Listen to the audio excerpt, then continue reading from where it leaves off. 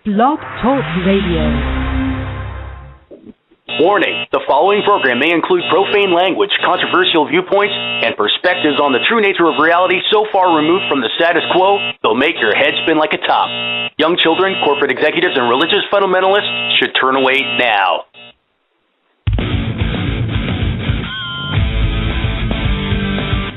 Good evening, fellow Earthlings. Welcome to episode 3 of Extraordinary Year, the online show that puts everyday people like you with questions about 2012 on the road to understanding. My name is Tim Bravo, and I just want to tell you how grateful I am you've decided to join us tonight.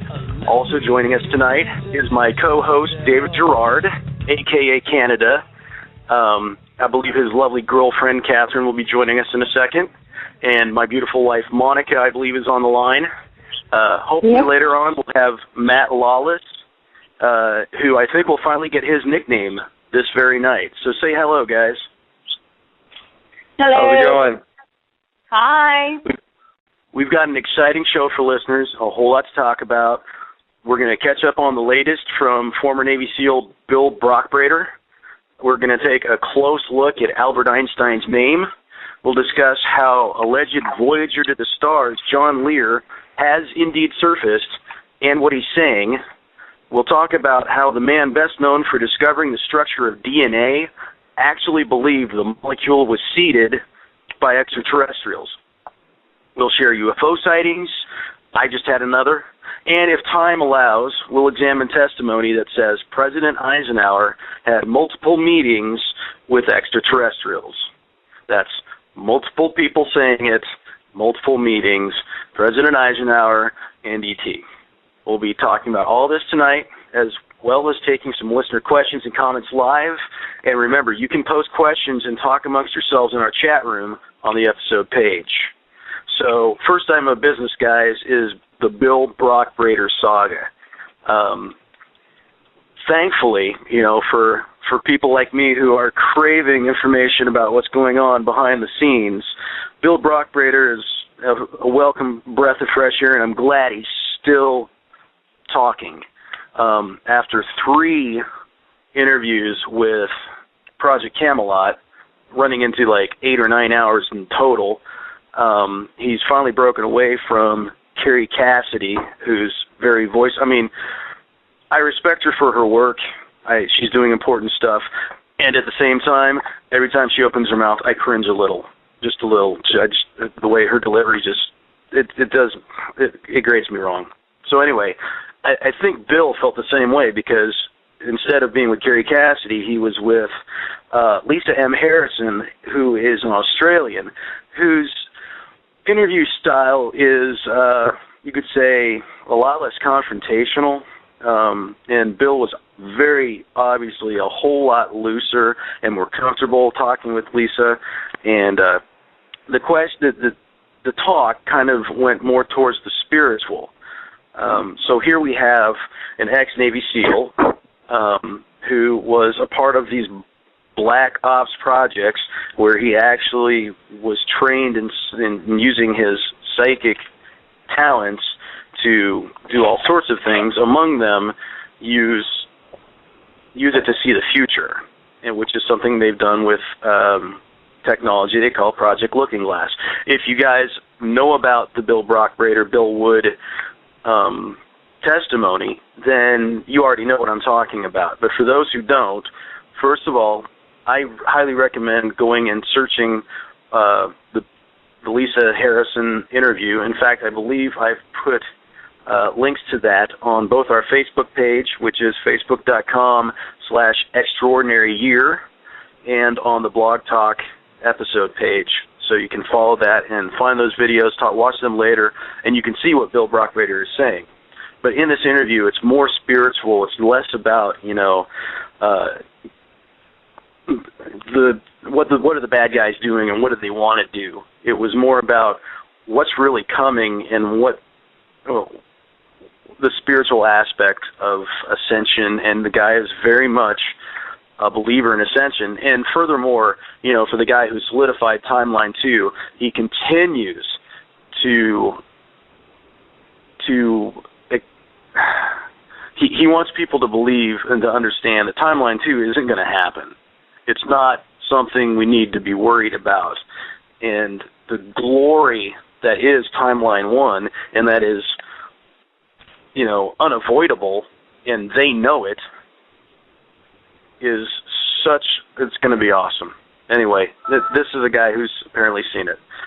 We've got links to this story on Facebook, on Blog Top, and once we get this uploaded to YouTube, it'll be in the description under the video. Okay, so that's kind of how it's changed in this last week. Is he's really kind of come out of his shell. He was a lot looser. I don't know if any of you guys have seen the video. I'm guessing not. I have not. David? Nor have we. Okay. Is Catherine with us now? Correct. Okay. Hello. Everybody say hello to Catherine. Hello, Catherine.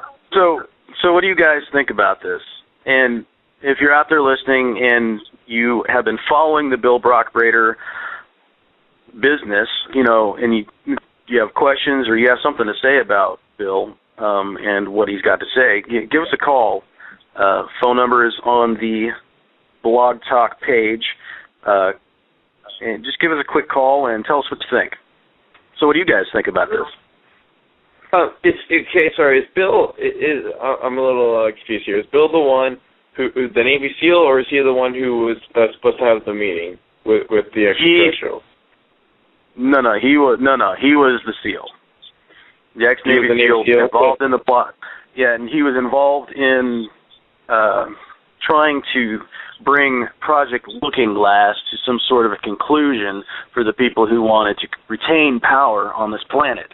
But what's happening and what's going to happen is the people who have controlled this planet are going to lose it, and I believe they're going to lose it soon. And what that's going to lead to, what that looks like for the rest of humanity, is incredible. And that's before we talk about the spiritual aspect of ascension and actually expanding consciousness, which is which is what 2012 is really all about.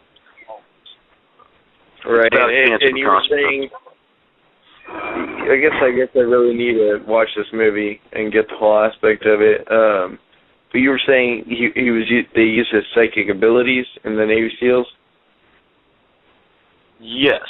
He was a Navy SEAL who also was brought into black ops type stuff. And when I say black ops, I mean like ultra black.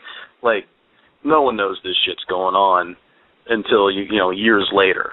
And then finally, like, the rumors bubble up through the cracks that, eventually appear, and you find these things out. This guy's actually 38 years old.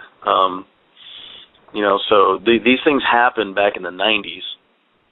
And, he's just gotten, it's gotten to a point where he's, comfortable talking about this without the fear of getting offed, because that does happen to people. Look, before last year, did you even know that there was a SEAL Team 6? Well, nobody knew there was a SEAL Team 6. Well, not necessarily. It's a Navy SEAL Team 6, but we know that there are secret military groups that do conduct undercover missions that no one knows about. Obviously, if everybody knew about them, it would corrupt the entire mission as well as the lives of the people running them. Right, and we've glorified it in our movies since the 80s or before. The secret spy stuff with James Bond or whatever. But basically, we glorify this thing that we don't know about, and it's kept secret because they're fighting for freedom. It's kept secret because it's in the national security interest. But we don't know that. There's no independent verification of the fact that it's either in our interest or for defending freedom. In fact, it may well be being used to enslave us, so to speak. Then we're just not allowed to ask questions or find out anything about it. And I think humanity is getting to the point where, like, we don't want that. Yeah, we don't think that we need that. If you guys had quit making enemies for us, we wouldn't have to keep fighting. But you're just making stuff up now, and we can see you. So cut it out. And I think that's what's happening is humanity is going to say, you know what, enough with your bullshit. We quit. No, stop. And anyway, that's one of the beautiful things I see happening. Hopefully. What do you know about, this is just another little bird talking, and I know it happened.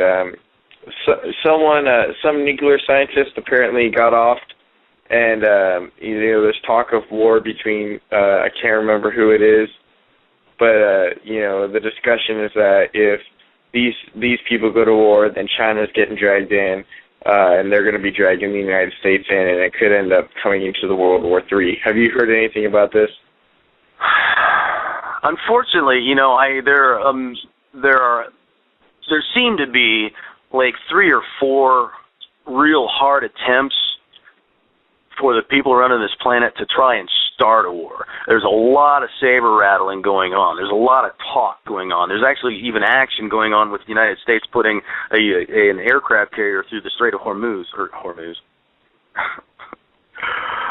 The one in Iran, okay? Anyway, they're trying. They're trying really hard. Underground rumblings say that, including Ed Asner. Now, I mean, I know he's just an actor, but he's actually a dude from Kansas. Ed Asner's just, an actor. He was big and famous in I believe, the 70s. And he has come out as a 9/11 truther and has actually done commercials for architects and engineers for 9/11 Truth. I mean, this guy is not afraid to tell you how he sees it. And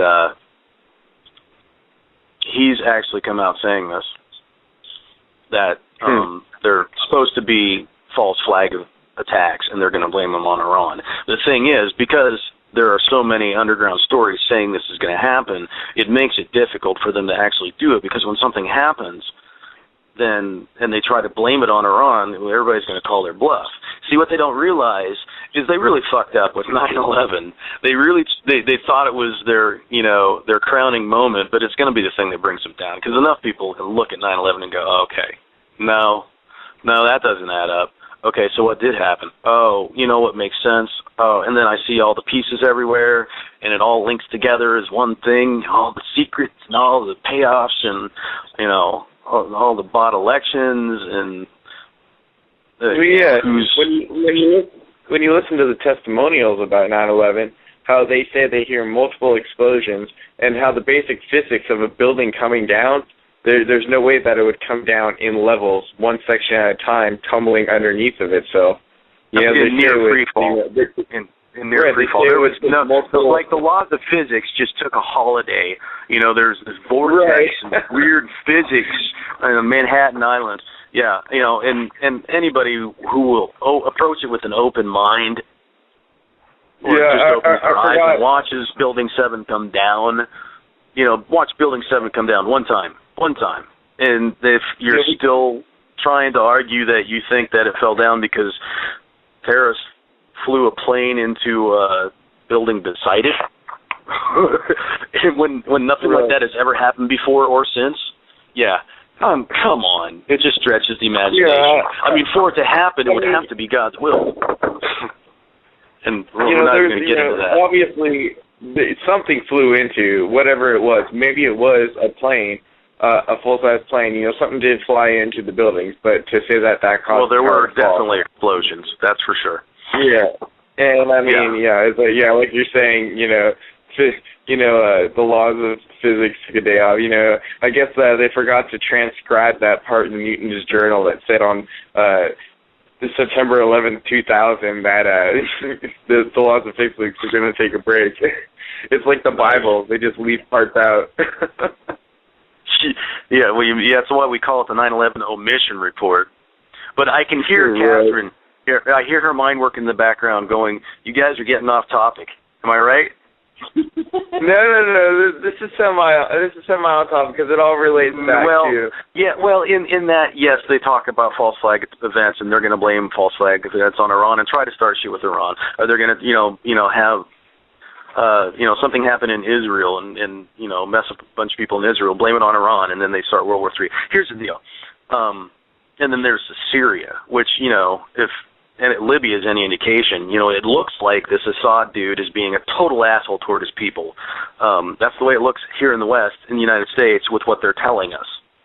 But you guys have to think about what they've told us about stuff going on before. I'm not saying that it's not happening. I'm not saying that people aren't really dying over there.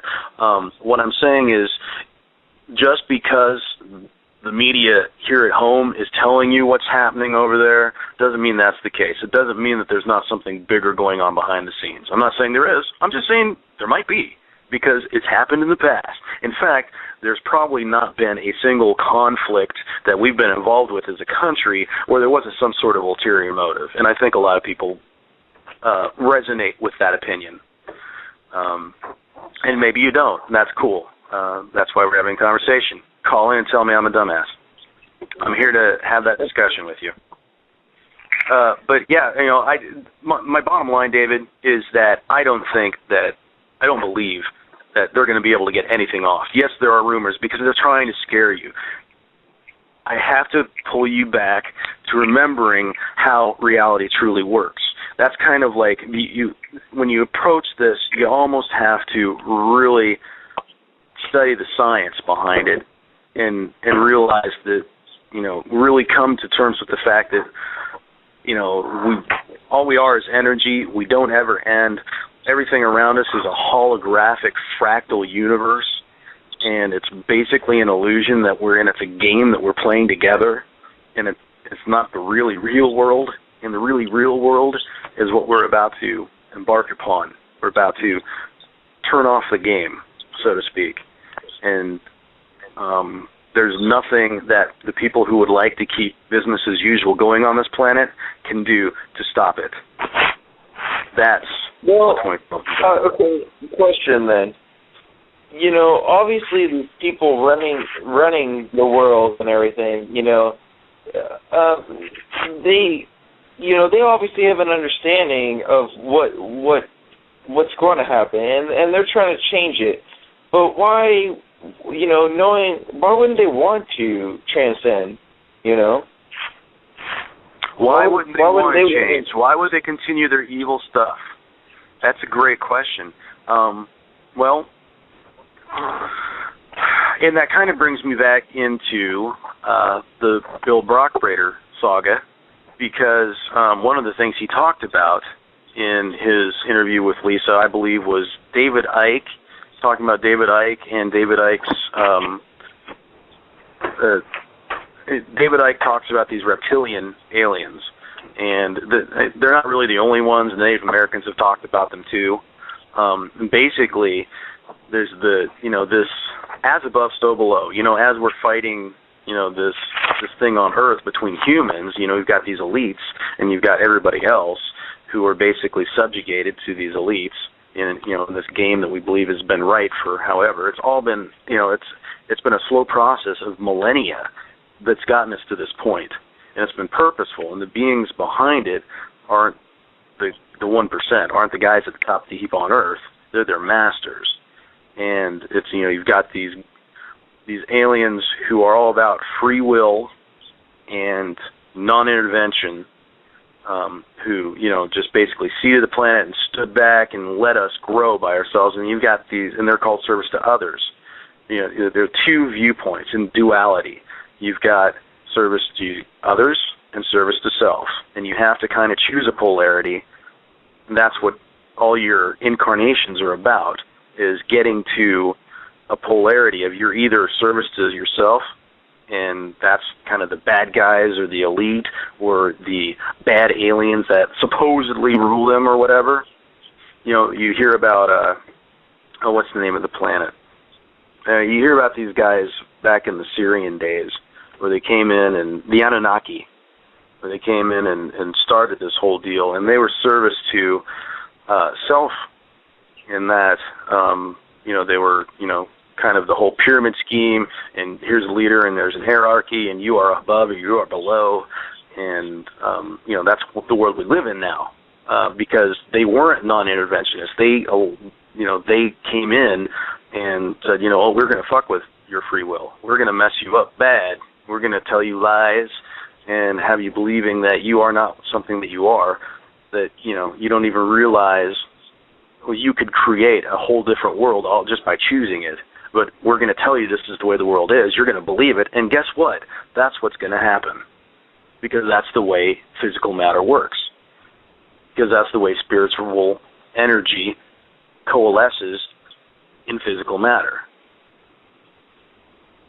And so one of the things that Brock Braider and Lisa talked about was these reptilians and Timeline 1 or Timeline 2, is that these bad guys, they seem to be bad, but there's indications they're actually working toward Timeline 1 anyway, the bad guys, who, by the way, have reportedly been told to buzz off and have done that. When was the last time you heard about an abduction? Honest question. Anybody heard about a recent alien abduction? No, because everybody... Sorry, go ahead, Monica. Oh, I was just saying no. Yeah, I mean, you know, it's like... But you used to hear that all the time, right? Well, yeah, but then everybody just got shut down as being utterly and completely crazy, so if the idea even came up again, or the concept, you know, it just threw everybody in the corners, hiding. I could see it happening that way, but I don't believe that's what's happened. I believe because, you know, people were crazy to bring it up for years before they stopped talking about it, but it just stopped happening because the bad guys have been told to bug off, and, you know, their time trying to fuck with the planet is done, so they've actually stepped back, and now it's just the good guys around the planet, and they're going to be seeing us through some stuff. Well, when did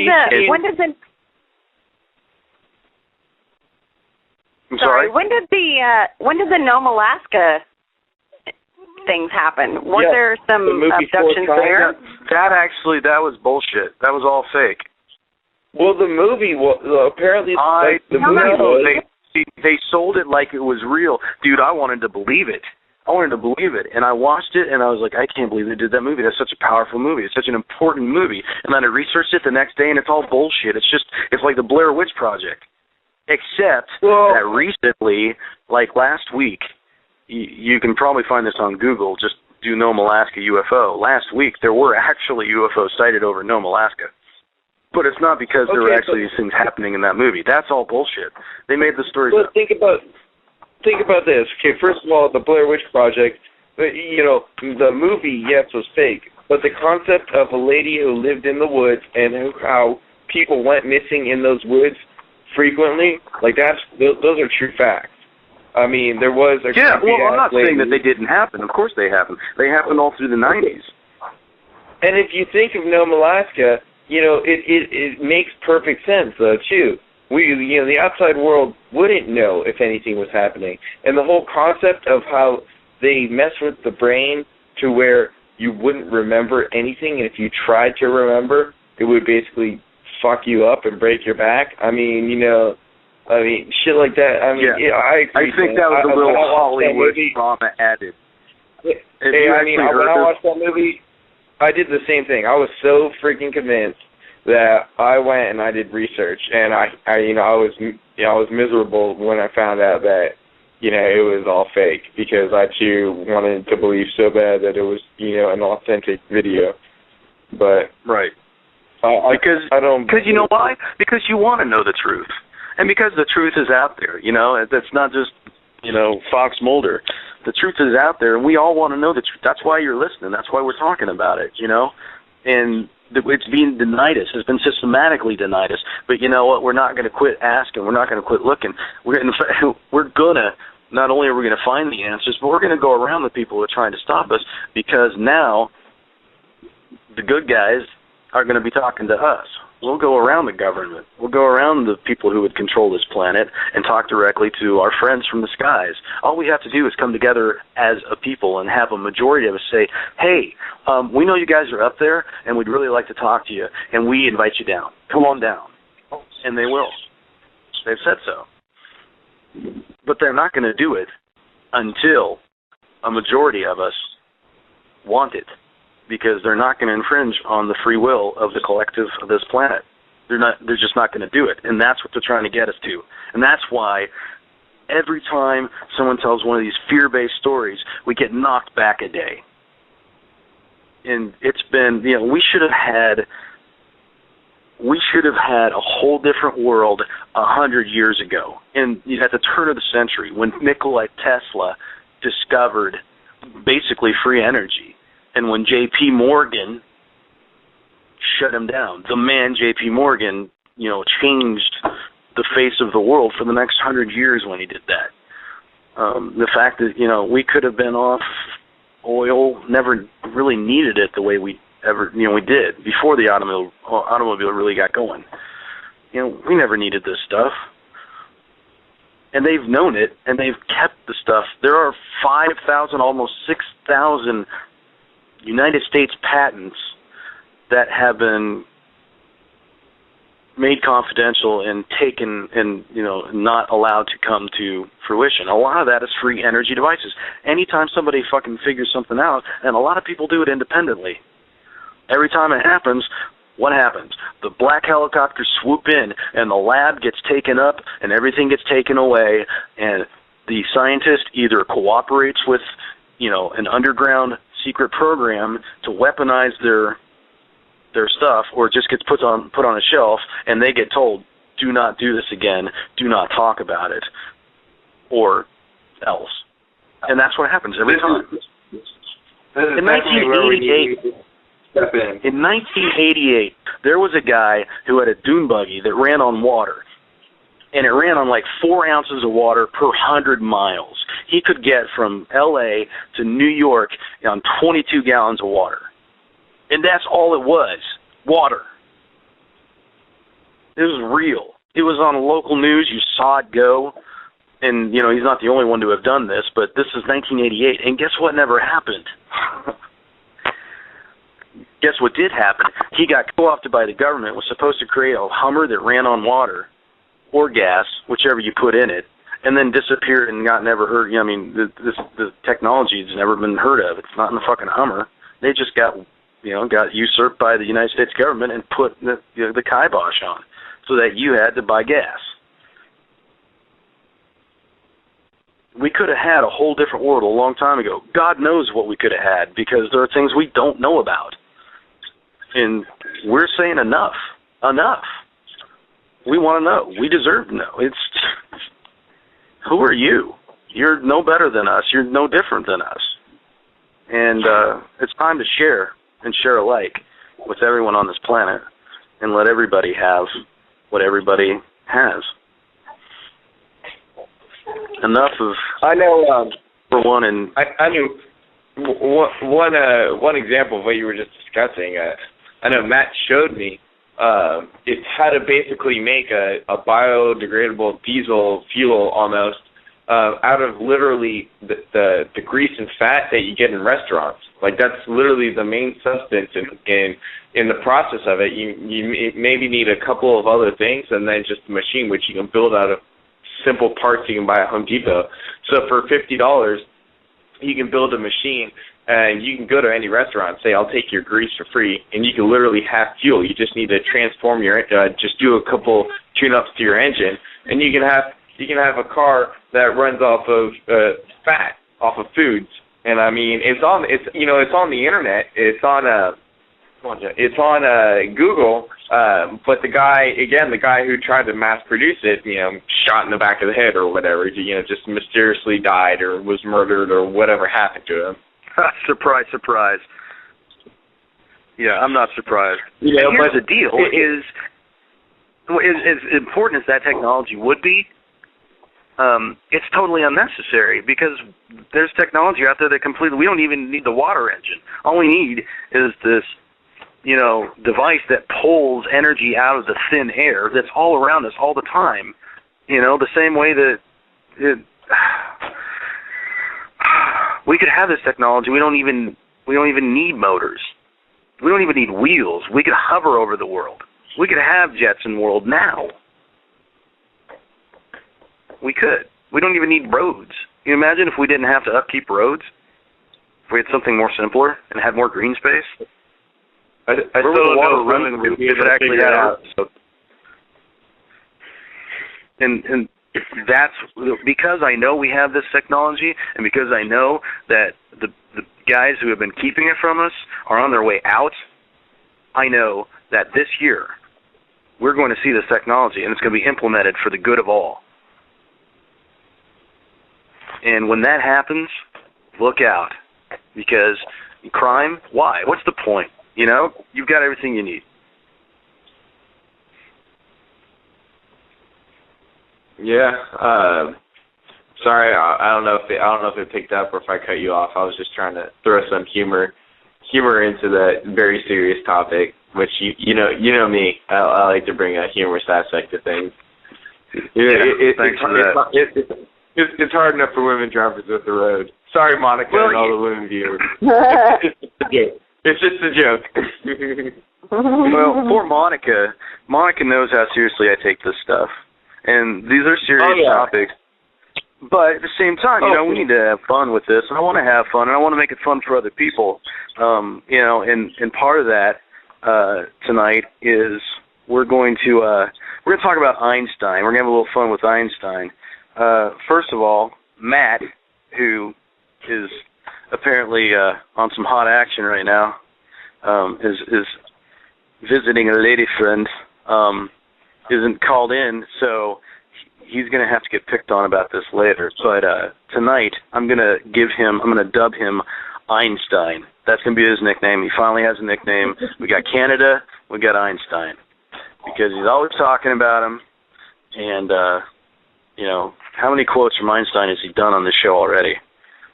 What if we called him Stein-Ein instead? Stein-Ein? Or yeah, that's about all I got. Just Stein-Ein. Stein-Ein? They'd be like, dude, that doesn't make sense. Whatever, Stein-Ein. Exactly. That's what they said about Einstein at first. It doesn't make sense. But he's going to have Einstein quotes forevermore. So as long as he's doing it, he's got to have a nickname about it. And talking about Einstein's name, I was thinking about the name Einstein this week. And I was just breaking it down. I was looking at the, Ein. Isn't that one in German?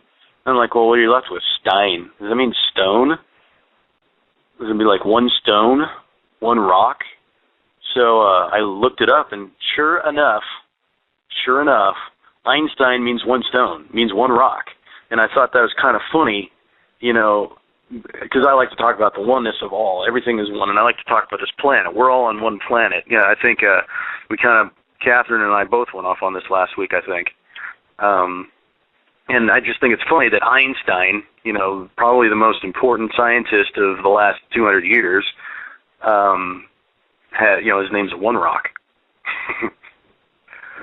So I just thought that was funny.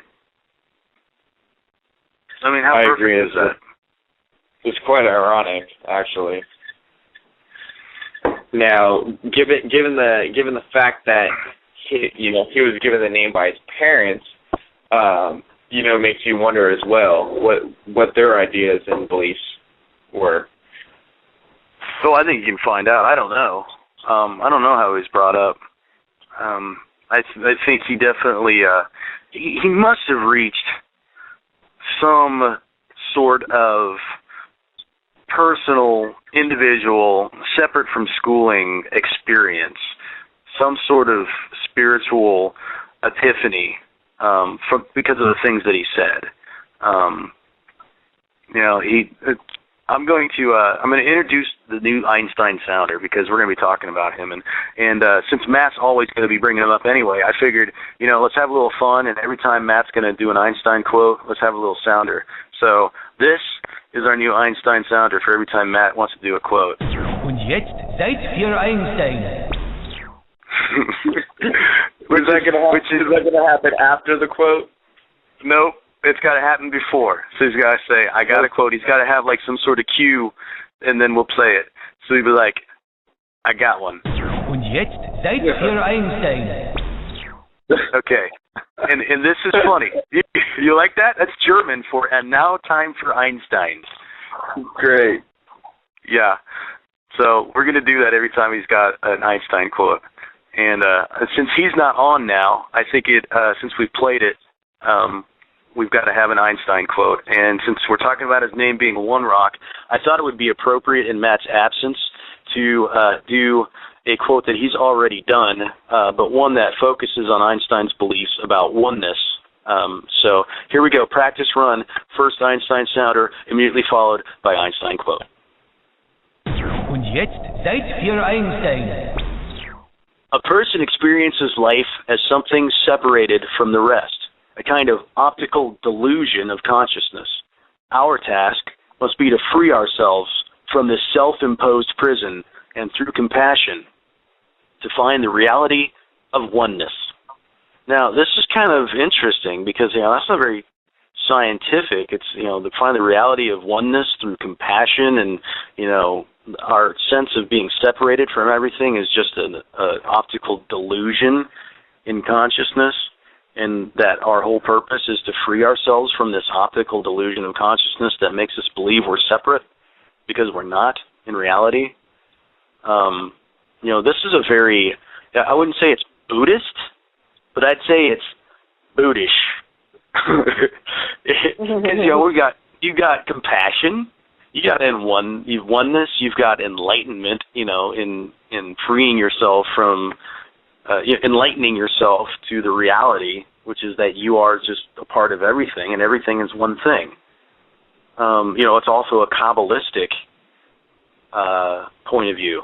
If you study Kabbalah at all, or understand the precepts of Kabbalah, basically, the whole in the beginning there was God, and then, God, created blah, blah, blah, and, according to the Jews or the Christians or the Muslims, well, in, Kabbalah, which is actually a Judaic thing, it's kind of like, God is all one thing, and God decided that God wanted to experience God, but since there was no other thing other than God, there was nothing to bounce off of to understand what God was.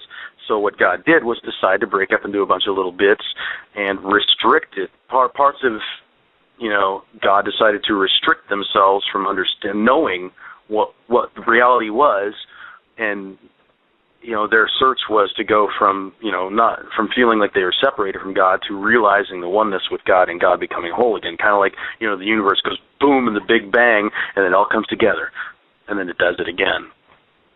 So, I don't know. I think it's kind of interesting that Einstein had that point of view in relation to these other religions.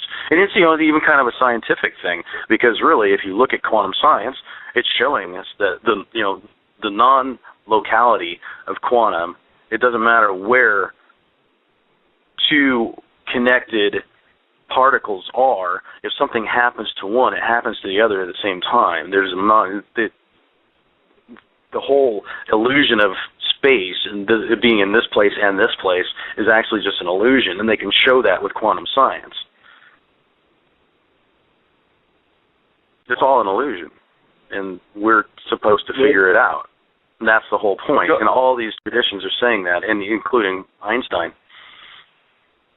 Going off what you're saying there, can you cue me in really quick? Can I what you in? Cue me in with the quote. Oh, you got one? I got one. Wait. Okay, here we go. Und jetzt Zeit für Einstein. A human being is a part of a whole, called by us universe, a part limited in time and space. He experiences himself, his thoughts, and feelings as something separated from the rest, a kind of optical delusion of his consciousness. This delusion is a kind of prison for us, restricting us to our personal desires and to affection for a few persons nearest to us. Our task must be to free ourselves from this prison by widening our circle of compassion to embrace all living creatures and the whole of nature in its beauty. Oh, yeah. He said it the same thing, only better there. That's incredible. I mean, how Einstein, it's almost something you would it's almost something unnatural. His ideas and his thoughts. It's something that you really got to take that outside look at things to understand what he's saying. Because it's just something you just wouldn't hear every day whenever you read quotes by Einstein. And it's not something that they're not concepts that you're exposed to in our society. And we tend to forget that, while we're all human around this world, we do all have different cultures. And in some cultures, there are concepts that are introduced into the local society that are way different from others. And, so I think there are many cultures out there, especially, in the East, that have this kind of base point of view. And obviously there are people who, don't understand it and, commit crime but I think that it's less alien, less unnatural to other societies than to ours. To ours, it's completely alien, and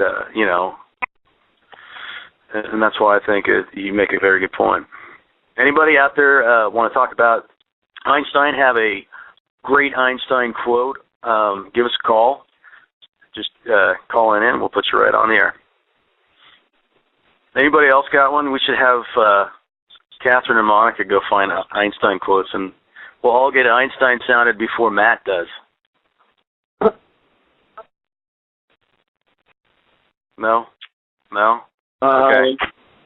Okay, well, let's move on. Let's move on because we got plenty of stuff to talk about tonight. Okay, last week, listeners heard us talk about this whole Voice of the Stars thing and how it was supposed to go off and how it didn't look like it had gone off. But then there were reports reportedly from John Lear, the son of the guy who started Lear Aviation. These reports were supposedly from the ship the Neptune and all their activities and stuff like that. And I asked the question then, it's like, can somebody not independently verify whether or not John Lear is on the planet? So apparently this last week, John Lear actually came out of the woodwork and informed us that he is indeed not in space. He didn't know who said it or how it happened, but he could verifiably assure us that he is not on a spaceship and doesn't know anything about this. And in fact, didn't even know Steve Beckow, though obviously Steve Beckow knows who John Lear is. So after all this, basically the point is it doesn't look like anything happened. If something did, we don't know about it yet. And maybe we will. Maybe something happened, but I don't know. Hopefully, I've put in a request to Steve Beckow's people, and hopefully we can get him on the show. I would love to talk to him. And after a month off, I'm sure you'll have plenty to talk about. And I'm sure that in a couple of weeks, the whole situation will look different. We'll have plenty to talk about anyway. So the whole Voice to the Stars thing didn't happen this time. Maybe. Doesn't look like it. But, we got to keep hope that, something's going to break through and something's going to change. There's going to be some major shift somehow, some way. Whether it's, the Greece defaulting and the Euro tanking and all of a sudden the, all the markets just kind of collapsed, and in the calamity, the good guys just swoop in, arrest the bad guys while they're distracted, and then institute this new worldwide, new system that they've been talking about on the underground from different sources, from a million different sources from the inside. It's too many. It's got to be actually happening. And I don't know, if you really watch the news on Greece and stuff, it almost looks like you can read between the lines and see what's happening. And this week, Foster Gamble, talking about war in Iran, David, Foster Gamble, who is the filmmaker behind the movie Thrive, did a video blog talking about, how this stuff isn't going to work and how these guys are doing their saber rattling and trying to get things going with Iran. And everybody's talking about it, but not talking about it the way that the bad guys, the guys who run this planet, want us to be talking about it. Yes, mainstream media is just, your Fox News is going to be talking, Iran, bomb, attack, Israel, blah, blah, blah. And, mainstream media, CNN's going to parrot it, and ABC's going to do it, and, they're all going to do it. But if you pay attention, number one, if you shut those guys up and stop listening to them and find out what a million other independent sources are saying independently of each other and seeing the patterns and putting it all together and collating it, you see a picture. And then it almost becomes predictable after a period of time. If you really pay attention and really read between the lines, it just becomes like, no kidding. Like, you see it happening, you get it. And I'm a believer. And I think we have to believe. I agree. Completely. So does anybody out there want to talk about John Lear, want to talk about not Eisenhower? We haven't gotten to Eisenhower yet. This guy's crazy stuff about Eisenhower. John Lear? Well, hey. Go ahead, Monica. To answer David's question earlier, Einstein's parents were non-observing Jewish people, and his father his father actually owned a company with his uncle that manufactured electrical equipment based on direct current. DC, which was, who came up with that? Westinghouse? I think it was Westinghouse. It was Tesla who came up with alternating current. Right. But did you find a quote, Monica? No, I was busy researching. You gotta find a quote.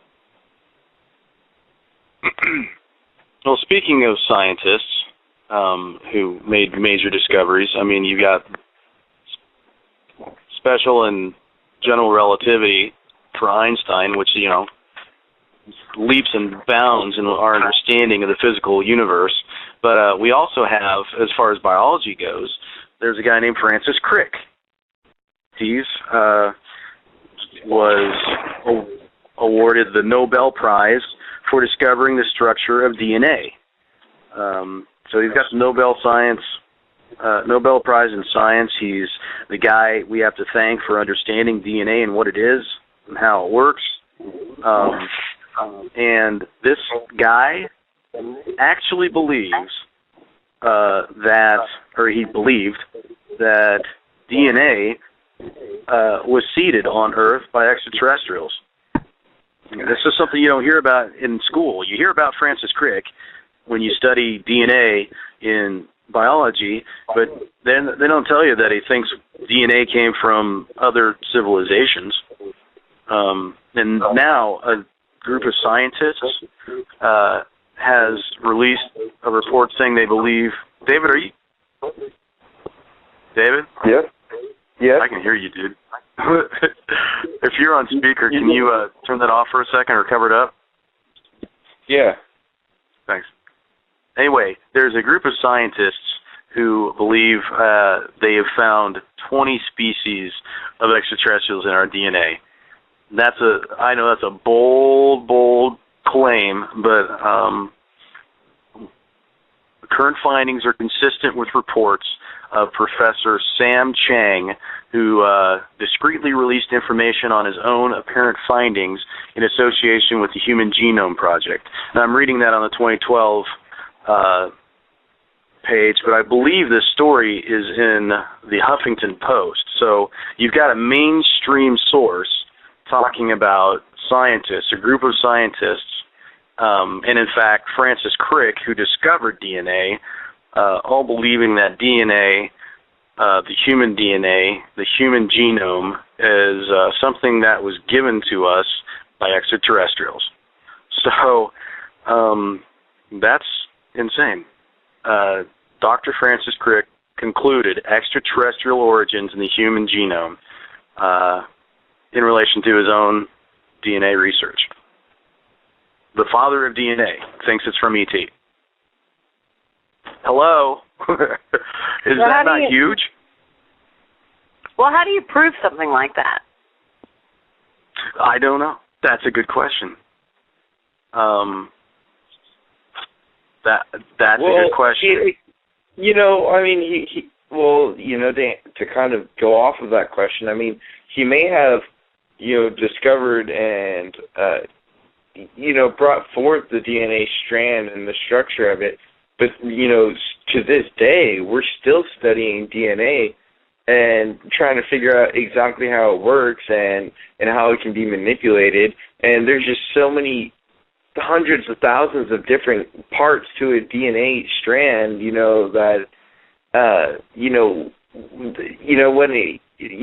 talk about Ancient Aliens on the History Channel, they discussed basically how they're trying to find a particular DNA that wasn't there from the oldest known DNA strands, living fossils that we've found today. If they can find that difference, then there may be a solution. But again, when it comes to that, if they wanted us to find out, I think we would have found out by now. I think it's one of those things that it's never going to be, even if we can understand it, I don't think everybody would understand it. It's not one of those things that's going to be known throughout the world. Well, I have a question. When did this news come to light? Well, it's just come to light in the last day or so with this group of 20 scientists or so who claim to be continuing the work of Dr. Francis Crick, and they appear to be Chinese. And the Chinese and the Russians have actually gotten to do a lot of cool science that, not that we're not doing it in the United States, but we're not talking about it in the United States. We're doing it, the government or people even above the government are doing it, and they're not talking about it. But, and they're doing a very good job, because look, there are like 5 major media companies that run everything in the United States. Everything is condensed down to 5, maybe 6. And if you don't think that you don't think that you can control the message that comes to a country when with only 5 or 6 people, in your group, then you really need to, ask yourself if you're being logical or if you just don't want to believe it. Because the fact is there are a lot of things that we don't learn about. And there are a lot of ways that information is presented to us, and the way it's construed is inaccurate and meant for us to believe something that's not true. And it happens every day. We're daily inculcated with these messages and these ideas and these concepts and these lies that just aren't true, and so we all believe it, and to go against it, well, that's another thing in our society. Anybody who will actually break from the status quo, what do we do to them? They automatically become idiots and nut jobs, and we make fun of them and laugh at them and don't take them seriously. And that's why Karl Rove has made a career out of any time you have an opponent, you don't attack the message. If they've got a good message and they can hurt you with the message, you don't attack the message, you attack the messenger. You make them look, untrustworthy, or they've got no credit. And he's made, that he's been successful, and that's politics now. You want the message to get lost? Take the messenger down. And so anybody who wants to break out of the status quo, we take them down. Because we don't want to listen. We don't want to be uncomfortable and think that the world we think is real is not, and all the truths we hold to be self-evident because we've been spoon-fed them are actually lies. Not all of them, but a lot of them, and enough of them to control us, and that's been the point. And it doesn't take very many people to control a lot, if they control the message. And they do. I have been in the media since the mid to late 90s. I've been behind the scenes in news organizations.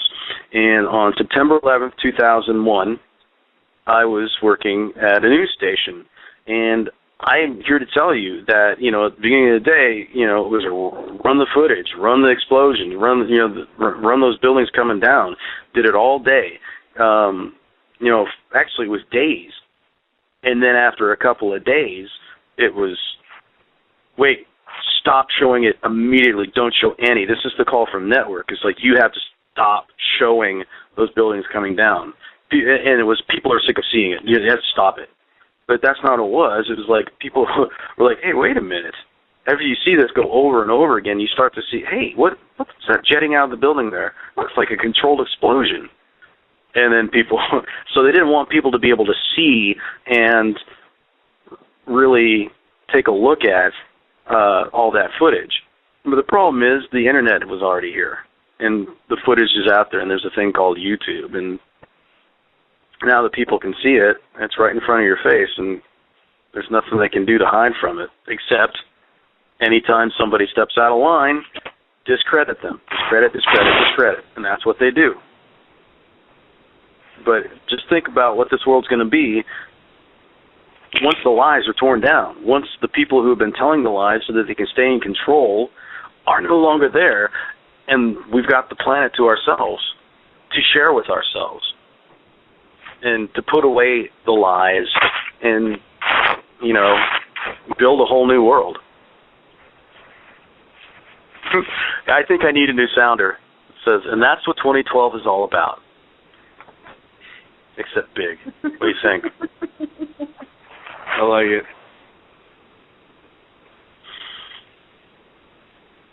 Catherine, did I answer your question? I know I kind of went on there. Yeah, you did.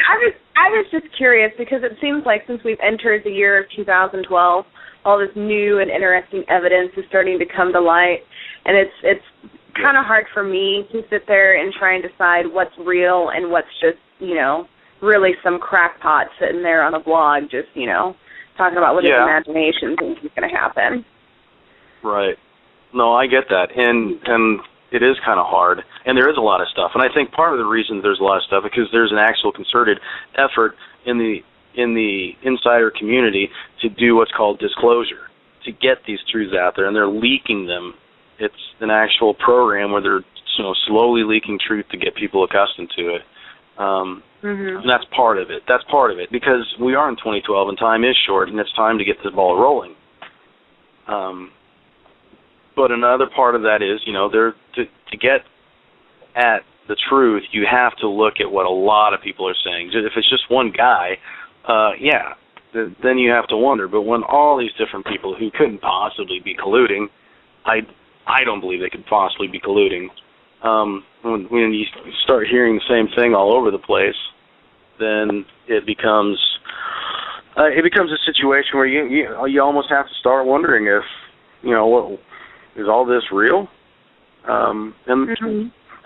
It's something that you have to discern for yourself, and that's any light worker will tell you that when you're receiving this information, you know, that's supposedly channeled or from insider sources, then you have to wonder, you know, is it real? How much of it is real? Is it disinformation where they give you a little nugget of truth and then some bullshit, and then the bullshit shows up as being bullshit, so you don't believe what's true? And they do that. I mean, they've been doing it since World War II, if not earlier. It's an actual, you know, branch inside the service. So, you know, they understand psychology very well. The art of war, and, you know, the art of fooling a population into doing what you want it to do has been studied for millennia. They've got us all figured out. The trouble is, people are waking up. People are onto it. And eventually enough of us will be onto it. And after that happens and those who are trying to screw us all are out of power, then things can change, and they can change fast, and they can change in ways that we don't even get yet. but there are indications. If you look at the technology that we have available to us, if we just let ourselves have it, then, you know, everything will be completely different. And that's just the technology. You know, I'm not even talking about the spiritual aspect of what is the whole basis of what we've got in front of us, which is the choice to ascend. And last week, Donna from San Diego called in, and it was brought up that, you know, we really hadn't talked about ascension or, you know, the good stuff. We'd been talking about scary stuff and anything but, you know, the spiritual aspect of things. And so I decided we were definitely going to have to talk about that this week, because, you know, that's why I want to do this show, is to get more people to have hope and to find the answers they need to make the jump when it happens. And if you don't know what to do, if you don't, you know, if you're curious about this whole 2012 thing, or the opportunities that we have before us, or the technology that is actually out there, or how it works, or understanding the nature of reality, so you can really understand how, if we work collectively together on something, we'll make it happen, no matter what it is, I recommend watching the movie Thrive. And it's put out by Foster Gamble, and it's very wide-ranging, but it covers the people on this planet who are keeping us under their heel, who they are, how they've done it, and it discusses what they've kept from us in the ways of technology, and it explains to us how this energy and science works, and so that by the end of the movie you can understand the incredible opportunity we have to come together. And it talks about, you know, this sense of people waking up, and, you know, in relation to the Occupy movement and, you know, the movement in Egypt and, you know, Greece, Spain, wherever. It's, you know, it's a worldwide phenomenon.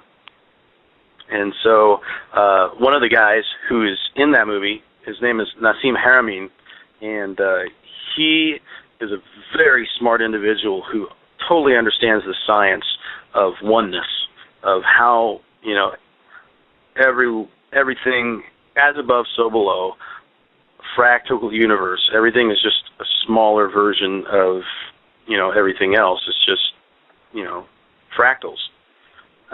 His name is Nassim Haramein, and hopefully we'll actually get him to come on and talk with us about these concepts, because this guy, as smart as he is, has put out a series of papers called the Layman Papers, and this is how he explains these concepts to everyday people, and that's what the show is about, is getting people, everyday people like you and me, to understand how it all works. And so hopefully we can get Nassim Haramein on the show here, and we'll talk about these things and maybe help some people get it. So if you want to understand kind of the opportunities that we're looking at, watch Thrive. Go to thrivemovement.com and just peruse their site. It's freaking awesome. Go down to the bottom of that site, and they've got this little, just go play with the bottom of their site. You'll find it. You'll know what I mean when you get there. It's just cool. You've never seen a site like it. And the information and the content and the hope that is on that site, I highly recommend it. I highly recommend watching the movie. And David, Catherine, I'm going to make you guys watch this movie because I bought it and I had it shipped to the house. And I watched it, and I think anybody who's interested in 2012 should watch this movie. You know, as far as we're talking about things to see, there's also a kids show that one of our kids was watching this weekend, and it's on, I don't know if it's Cartoon Network or Cartoon Central or whatever it is we have, and the show's called Adventure Time. It's nuts. I mean, this show is insane. It's basically, you know, whatever the people who are making this show are smoking, we need some, because it's just go, it's got to be on YouTube. Adventure Time. It's this crazy cartoon with this shape-shifting dog and this kid Finn who's in a cat suit, and they're constantly having these weird adventures, and, you know, things that couldn't ever possibly happen, and it's just, you know, like imaginary time. And in this episode I was watching, it's called Adventure Time. It's insane. I mean, I know it's supposed to be a kid's show, but it's not. I can't believe I can't believe that show. I mean, it blows my mind. Have you seen it? I don't even. Yeah, I mean, Blaine Heath's son watches it, and he's had me sit down. He's like, "Dude, watch the show seriously." And for real, you don't even need to be on drugs to watch this show. You feel like you're on drugs when you watch this show. It is insane. And the episode... It's hilarious, too. It is funny. It's funny as hell. And the episode that I saw this weekend, Finn, he gets these glasses that make him super, super smart. And so he puts them on, and you see the camera zooms in to his forehead, and then into the cells, and in between the cells, and then it goes through stuff, and then it's planets and suns and solar systems and galaxies, and then it pulls back out to his head again, and it's this whole big fractal thing, any semblance of size, like a planet is no bigger than a cell. And when he snaps out of it, he says something like, "Holy crap, everything small is just a smaller version of everything big." And I'm like, yes, thank you. And I turned to my kid and I said, "You can watch this show anytime you want."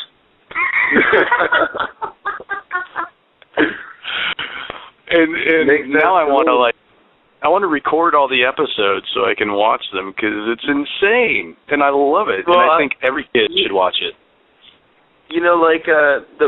Both Men in Black movies, both Men in Black 1 and 2, they relate to it. In number 1, it's the marbles. It's the galaxy inside of a tiny little marble. It's an entire galaxy. And in Men in Black 2, they open up the locker, and it's a whole other universe, It's within a locker. And I mean, those are two of my favorite parts of both movies, when they actually zoom in on each of them, and you get to see the different perspective of each world. Yeah. And really, it is that way. We think of ourselves as fairly, relatively large. Compared to an ant, we're freaking gargantuan. But, who's to say there's not something out there that is, human-sized if we were an ant and would see us and our environment. It's all perspective. We're in our environment. We're this low to the ground. Our eyes are this far apart. So we have our perspective. But if you were a lot higher off the ground and your eyes were a lot farther apart, your perspective would be a little different. Well, so, if you were it's all an illusion anyway. Yeah, I mean, even if you don't believe in say 2012 or ancient aliens or anything like that, you can believe. Many believe, that the universe is vast and endless, even. And if you can believe that the universe is endless, then why is it so hard to comprehend that possibly maybe there is an end to our universe, and maybe that end of the universe is just the speck of the beginning of a new universe, the ant of the shoe of a giant, Hey, that's a great idea. It's a great thought. We've got a new caller, 617-7362. I probably should put your number out there. Sorry about that. At least I didn't do the area code. Who's out there? Can you hear me? Yeah, who's that? Hello. Hello. I'm sorry, what's your name? It's Matt. Oh, it's Matt. Everybody say hello to Steinine. Hello, Steinine. What's up, Steinine?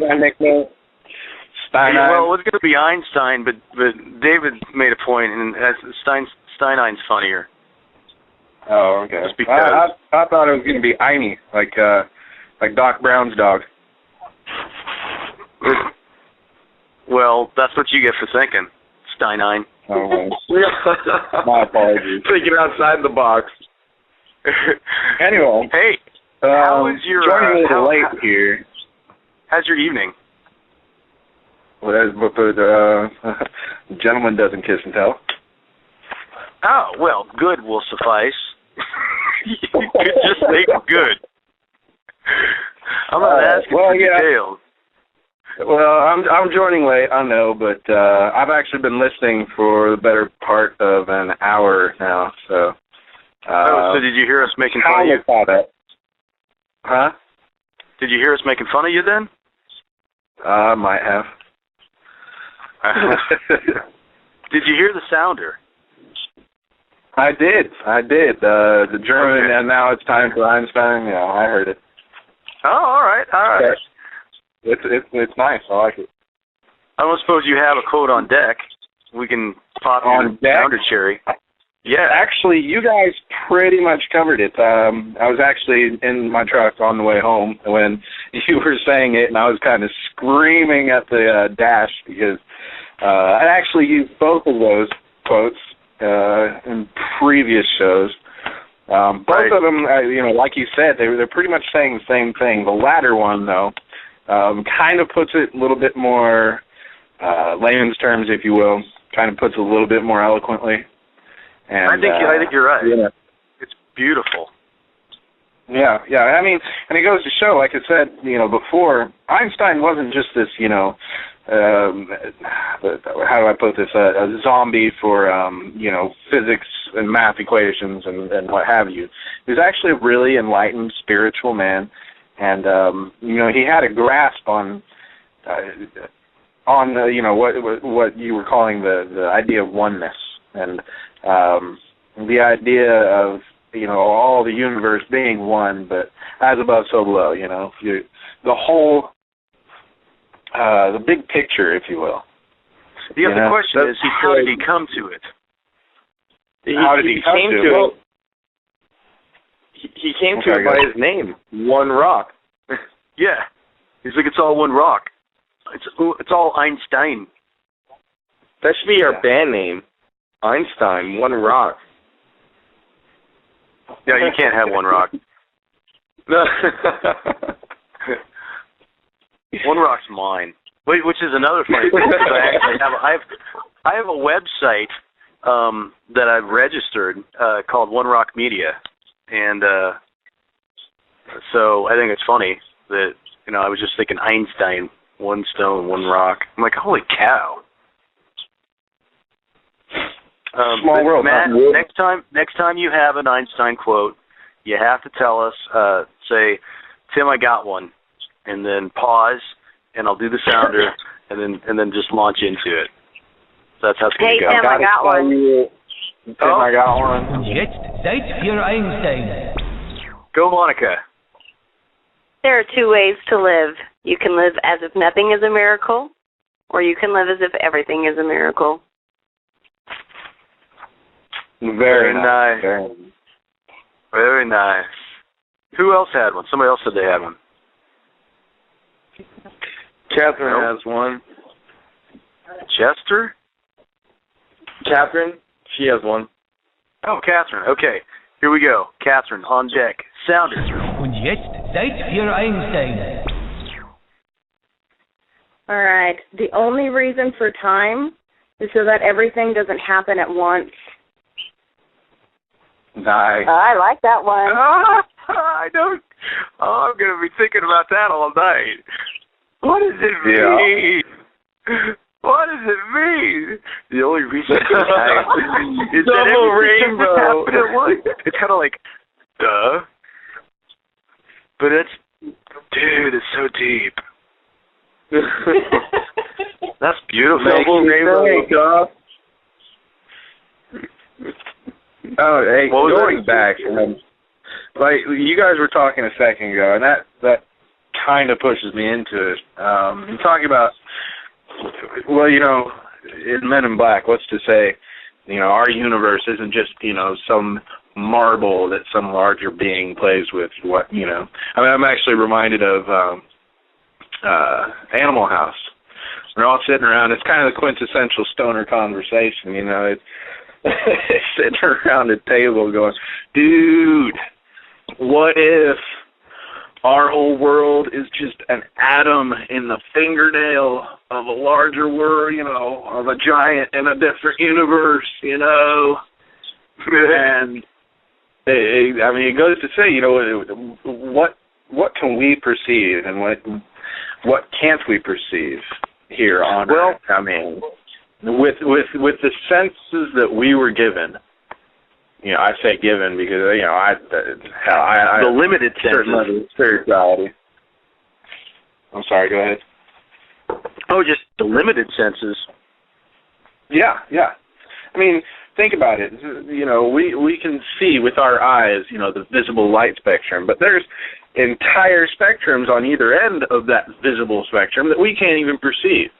Things that are happening around you right now that you would never know about. If you had, say, the ability to perceive ultraviolet or infrared, you know, light energy, would you see, you know, the things that are going on around you? Not even in this dimension, in multiple dimensions that are constantly buzzing around you that you have no perception of because you can't perceive it with your earthly senses. You know, these bodies that we're given are so frail and so unique that, you know, we really have just begun to scratch the surface. And, you know, technology, you know, the entirety of technology just, you know, it gives us insight. It gives us the ability to measure. And then, you know, you were talking about how does Einstein come across all these, you know, I'm going to quote Einstein again. Here you go. Give me up. Oh, give me up. Okay, all right. Und jetzt Zeit für Einstein. All right, he says, science is a wonderful thing if one does not have to earn one's living at it. Science is a wonderful thing. And he contempted, you know, he had a great deal of contempt for his problems in science. And, you know, the whole of science, you know, the scientific history has brought us to an understanding to where we can start to perceive those things that our, you know, own God-given senses can't perceive. Things like ultraviolet light, like infrared, things like extra high frequencies that we can't hear. You know, we can feel heat. We can feel lack of heat. You know, we call it the cold. You know, these are things that, you know, if we can only wrap our heads around, you know, the fact that this is even hard for me to put, you know, in layman's terms, but, you know, to understand that the vast universe that we can't even see, we can't touch, we can't hear, we can't smell, we can't taste, we can't do anything about it, but, you know, it's out there, and we have to have, you know, kind of, you know, a certain level of faith to know it's there, right. To know that, you know, there's things going on out there that we don't know about, right? But, you know, one day, hopefully soon, you know, everyone talks about 2012 being this scary, scary concept. You know, we'd have to talk David off a ledge, stop buying all this survival gear and whatnot. But survival gear, you know, that's what we're calling it. Yeah. But hopefully one day, you know, it might be more of an enlightenment, you know, to where, you know, the ascension theory, maybe we'll ascend. Maybe we'll have the ability. Maybe our bodies will, you know, suddenly comprehend, if you will, all the complexity to the experience. Yeah, and to understanding, you know, seeing new colors and you know, being able to hear higher sounds or lower sounds or, you know, whatever you have, you know, or, you know, just having, generally everybody's got a telepathic ESP ability because some people have it. I mean, it's proven. You know, Uri Geller can bend a freaking spoon with his mind. You know, this is, you know, people can move objects with their hands. These things are possible. people can do them. Everybody has talents. Some people have, more of one talent than another. Some people can play piano. Some people are tone deaf. It's a matter of talent. Some people can read people's minds. Some people can influence other people's thoughts. These are real talents. And they can be used, and they can be used secretly because a lot of people don't believe in them. But they exist, and they can be proven, And to pretend like they're not there is to pull the wool over one's own eyes, really. Yeah. But ultimately, you ask how does Einstein come to these things, these ideas, and I don't know how it happened for him, but I think a lot of people have independent epiphanies, just in a moment, just out of nowhere, you have this concept.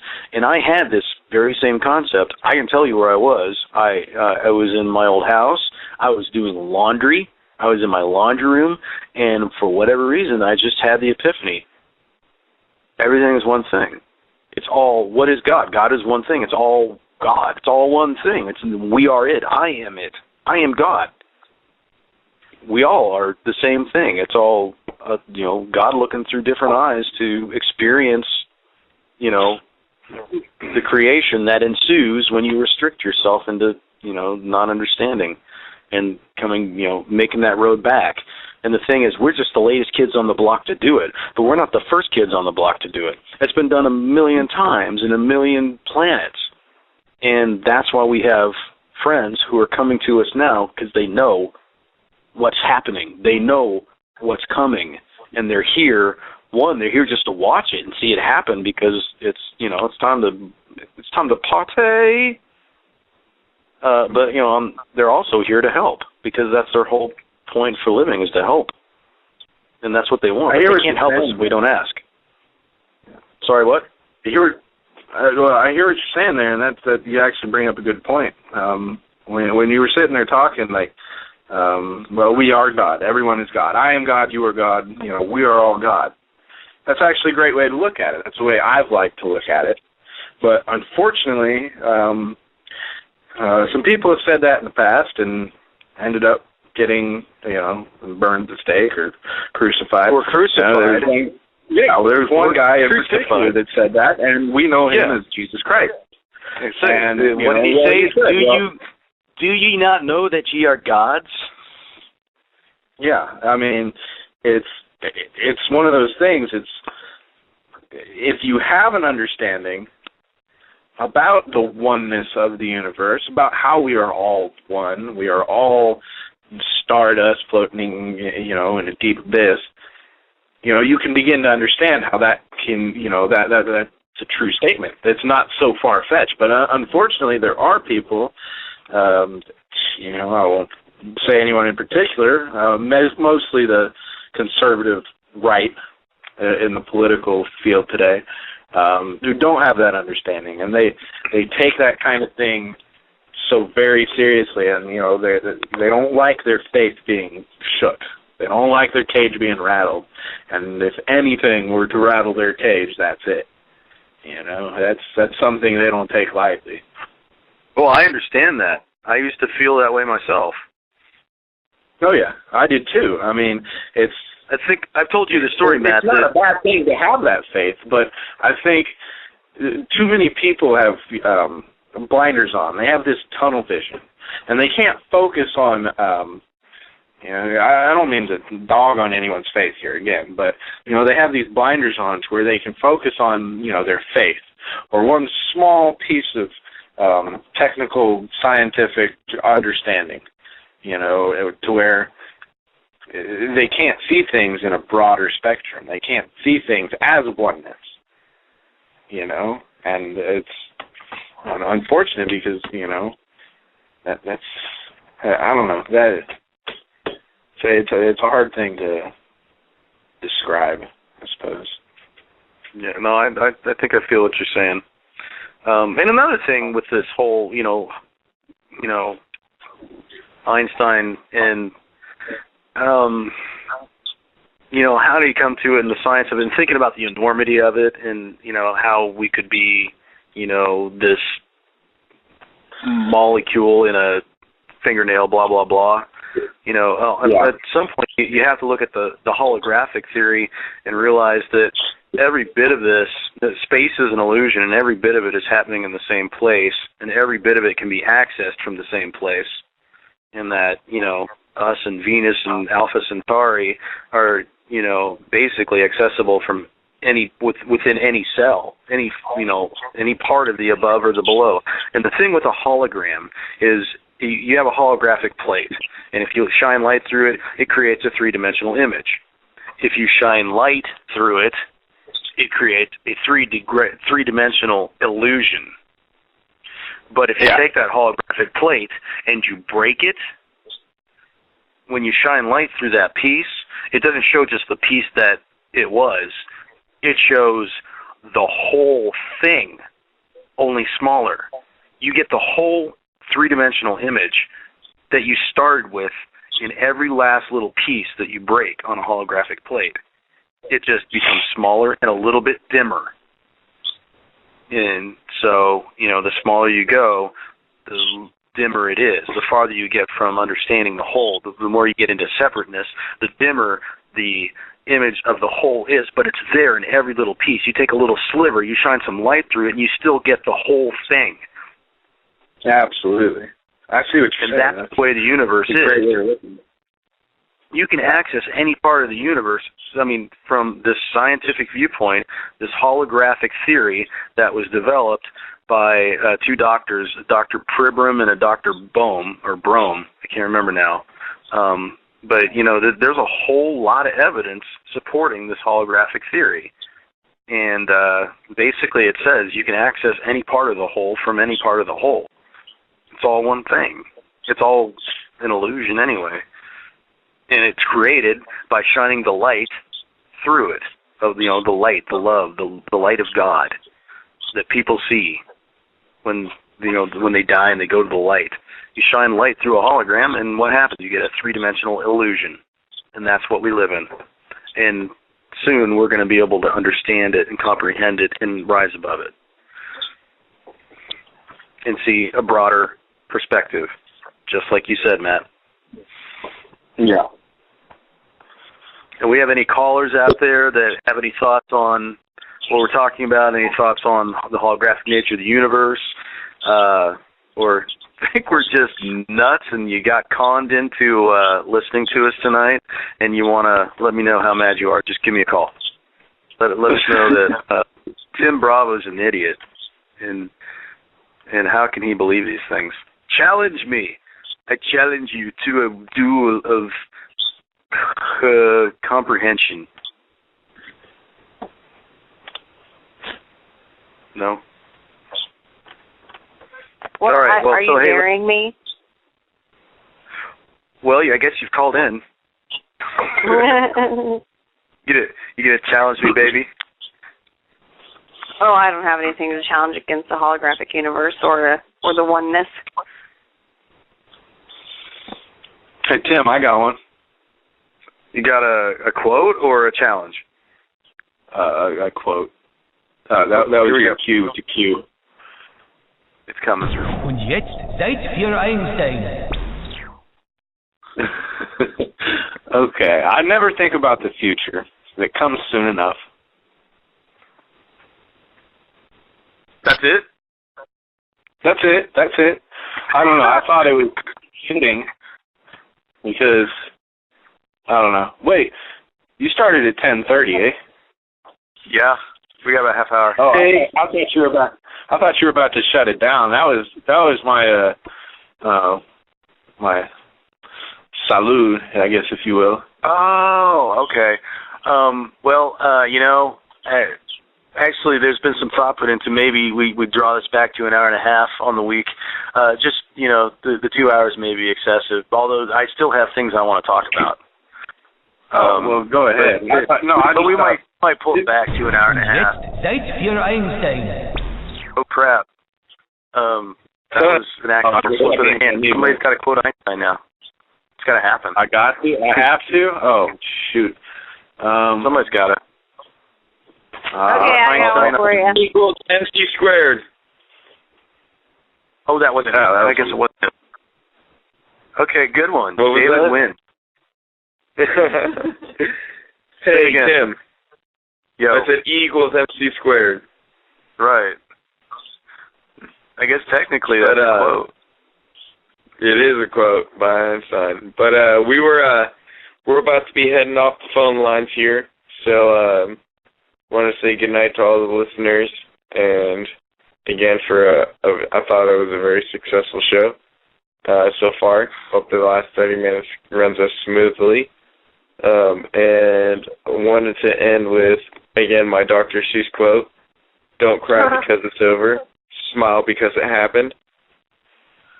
There you go. He's such a smart man. Very nice. Now we got to get a Dr. Seuss sounder. Yes, get one of those boing sounds. Okay.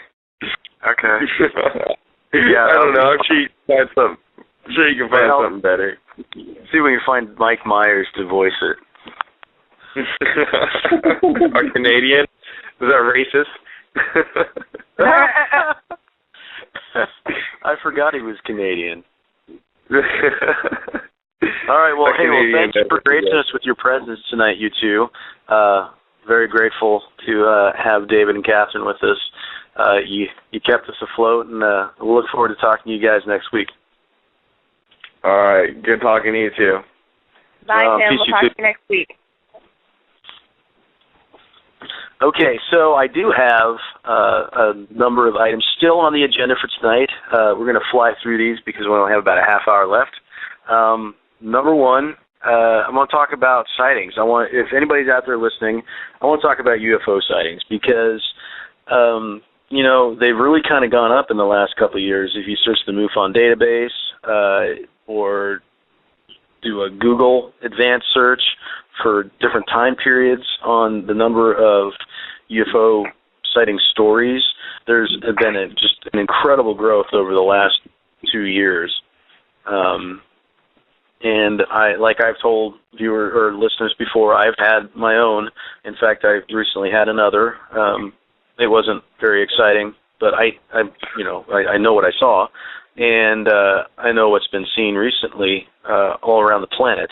So I was hoping to open it up to callers, anybody out there listening who have had any sort of sighting, and especially a nice, exciting one. Call in, tell us what you've seen, tell us about your experiences.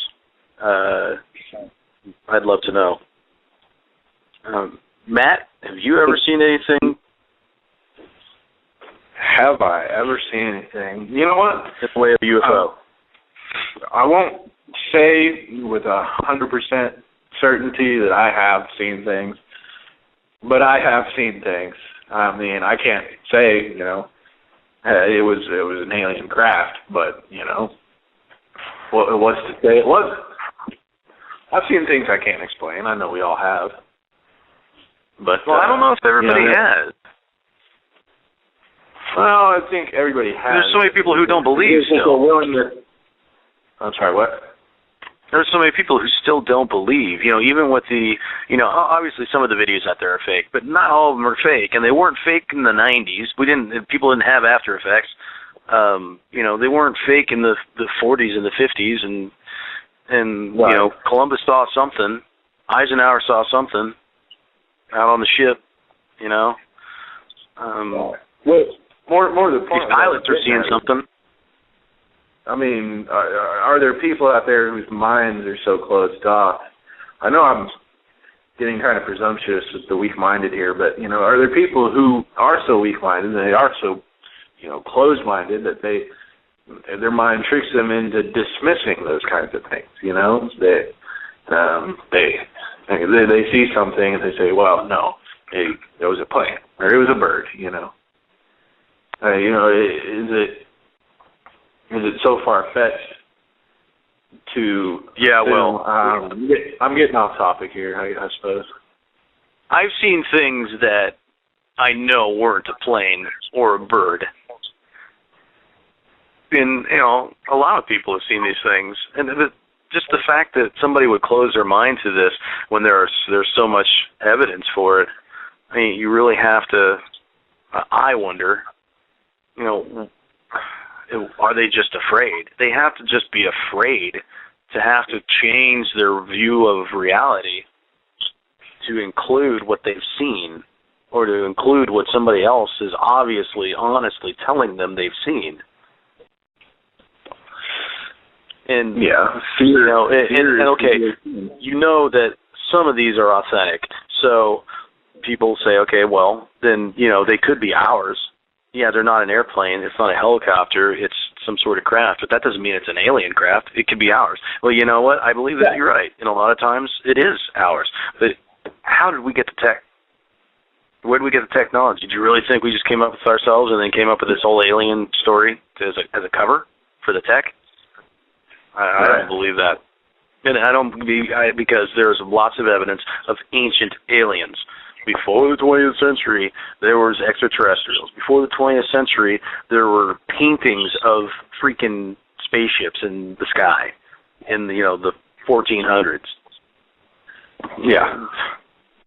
This is not, there are aliens. There is alien technology.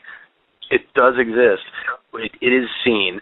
And you have to get over your fear of not wanting, of being afraid to let go of your view of reality. You have to include what is smacking you in the face. You have to allow the truth in. And you have to incorporate it into the way you see things. And it changes things. And yeah, change is uncomfortable. But you know what? Be honest with yourself.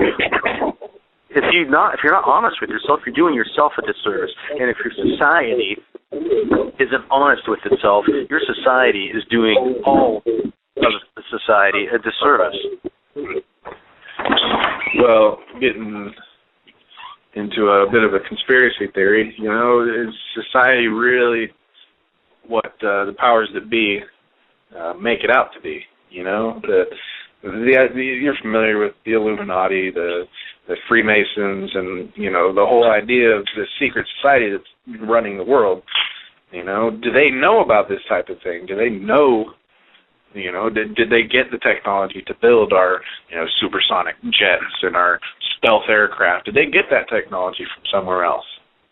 Are they hiding it? Like, yes, it might be our technology now, but it came to us. Exactly. It wasn't ours to begin with. And, whether or not it's ours isn't the point. The point is it's out there, and you're seeing it, and it's real, and you have to incorporate it into your understanding of reality. Otherwise, What are you doing? You're lying to yourself on a daily basis, and I don't want to live that life. I don't want to live that life. I don't want to live in a society that lies to itself on a daily basis. I'm tired of it. Let's just be real. Let's just be out with what's real, what we know, and let it be known for the good of all mankind. What could possibly be bad about that? Oh, it's socialist.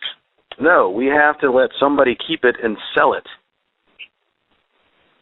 Furthermore, we've got to let somebody keep it and then sell all of this other thing until this other thing runs out, and then they'll sell it. But not until every last drop of oil is out of the freaking planet and half the Earth is sunken in a lake because all the oil has been pumped out. Well, free energy is one of those things that, I hope and pray that, one day they're going to tell us about it. I know they have it. I know. No, it's one day this year, brother. Well, yeah, I'm waiting. I'm about as anxious as anyone else. But yep, you're waiting. You got to believe. I've told you before about a guy named Stanley Meyer.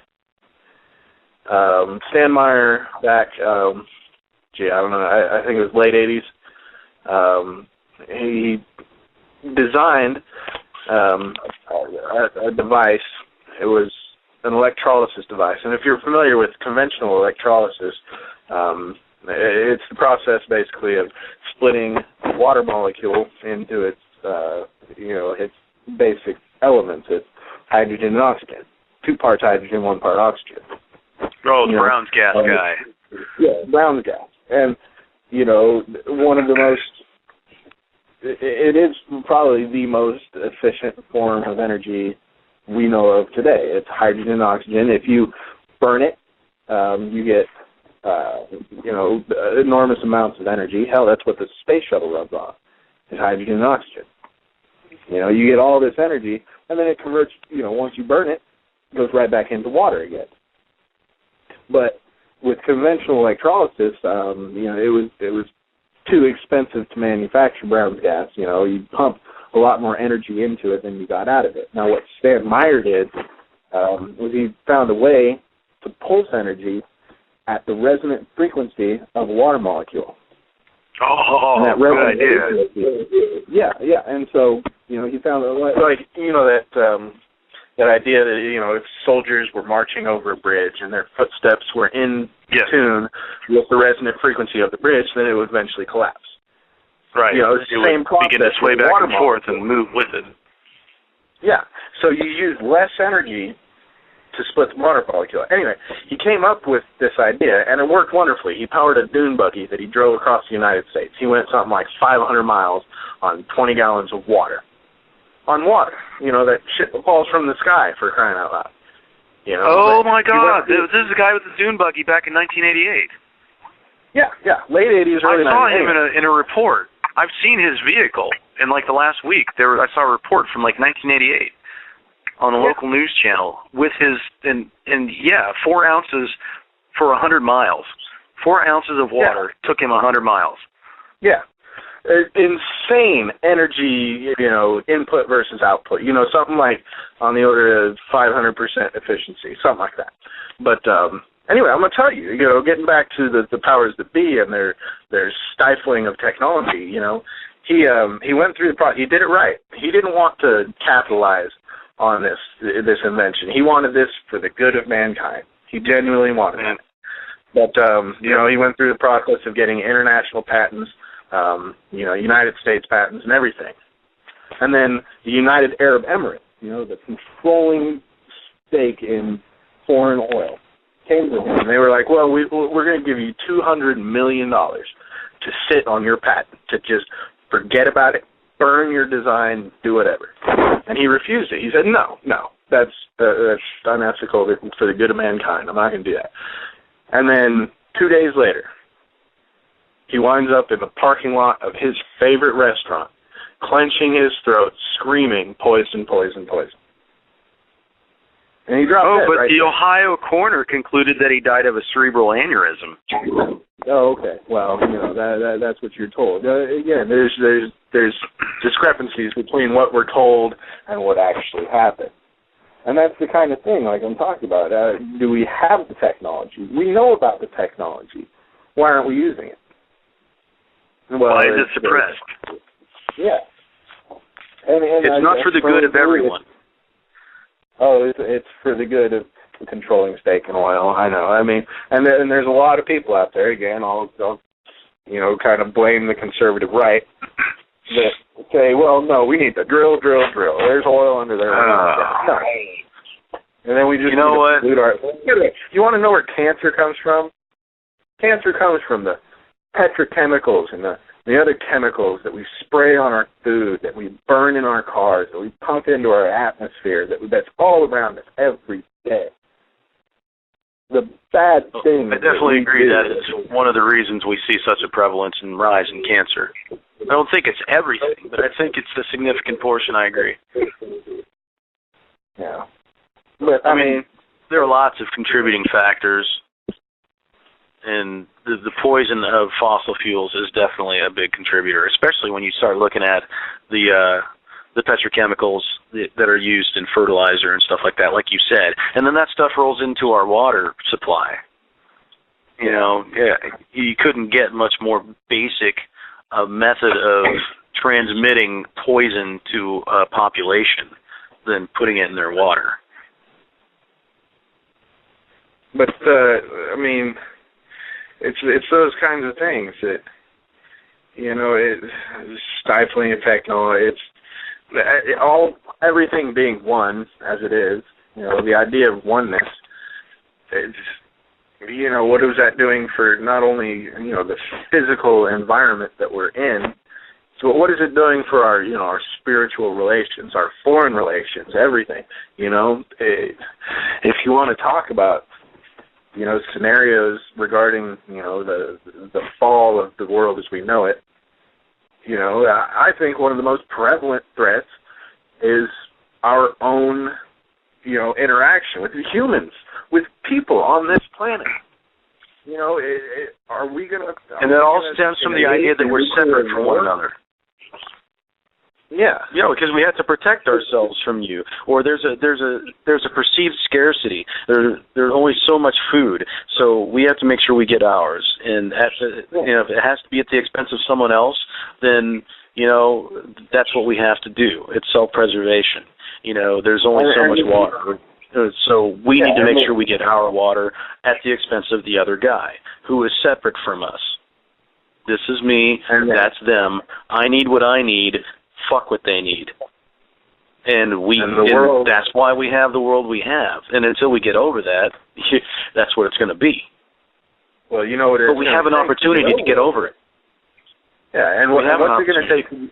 What's it going to take to get over that type of thing? What's it going to take? How about free energy? Well, how about easy production?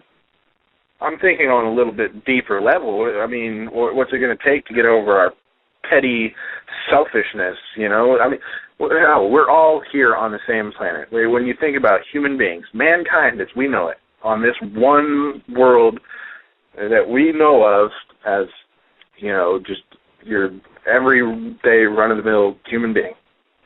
We are all on this planet, and we're not going anywhere. I mean, we're all in this together. You know, this is all our world. But, I mean, unless... you know, ascension happens, unless 2012 happens, and we have this, you know, great enlightening about the reality of the world, you know, what's it going to take to change? When are we going to learn? Well, good thing it's 2012, eh? Yeah, that's what I'm saying. It's like, you know, we almost need this, or we're going to end up killing ourselves. Yeah, and I think that's a logical trajectory to put in front of humanity. But at the same time, we have to remember the spiritual notion of, you know, as people begin to believe something, it becomes so. We actually create the reality together. And so you ask what it's going to take. Well, let's say that, you know, 10% of everybody on the planet actually understood and believed that all is one.